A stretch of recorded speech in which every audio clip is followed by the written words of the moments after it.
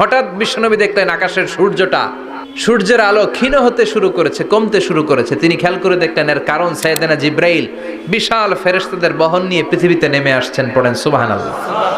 এসে বললেন, ইয়া রাসূলুল্লাহ, আমি 1,40,000 ফেরেশতা নিয়ে নেমে এসেছি। আপনি কি জানেন না, ঠিক একটু আগে মদিনাতে আপনার এক প্রিয় সাহাবা, তার নাম হচ্ছে মুআবিয়া ইবনে মুআবিয়া আল মুজানি, একটু আগে শেষ নিঃশ্বাস ত্যাগ করেছে। বিশ্বনবী বললেন, ইন্না লিল্লাহি ওয়া ইন্না ইলাইহি রাজিউন। সাইয়েদনা জিব্রাইল বললেন, ও নবী, আপনি কি আপনার প্রাণের সাহাবীর জন্য গায়েবানা জানাজা পড়বেন না? বিশ্বনবী বললেন, অবশ্যই পড়ব। সাহাবীদের মধ্যে ঘোষণা দিলেন, ও সাহাবারা, তোমাদের ভাই মুআবিয়া ইবনে মুআবিয়া আল মুজানি কিছুক্ষণ আগে মদিনাতে ইন্তেকাল করেছে। সবাই বাইরে বের হয়ে আসো, এই মাত্র আমরা এই মুহূর্তে আমরা গায়েবানা জানাজা পড়ব। বিশ্বনবী প্রথম কাতারে দাঁড়ালেন, হাজার হাজার সাহাবারা লাইন ধরে দাঁড়ালো।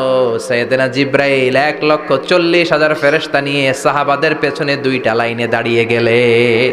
প্রথম লাইনে 70,000, দ্বিতীয় লাইনে আরো 70,000, 1,40,000 ফেরেশতাদের বহর।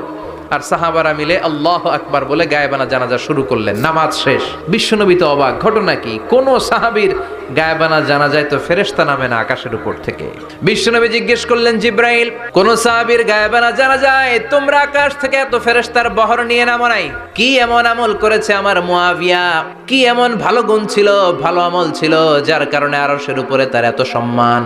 সাইয়েদনা জিব্রাইল বললেন, নবী, তেমন কোনো বড় আমল নয়, ছোট্ট একটা আমল, কিন্তু আমলটারে ভালোবেসেছে কে? আপনার এই প্রিয় সাহাবী হাঁটতে বসতে চলতে ফিরিতে সব সময় পড়তো, কুল হুয়াল্লাহু আহাদ আল্লাহুস সামাদ লাম ইয়ালিদ ওয়া লাম ইউলাদ ওয়া লাম ইয়াকুল লাহু কুফুয়ান আহাদ। পড়েন আল্লাহু আকবার।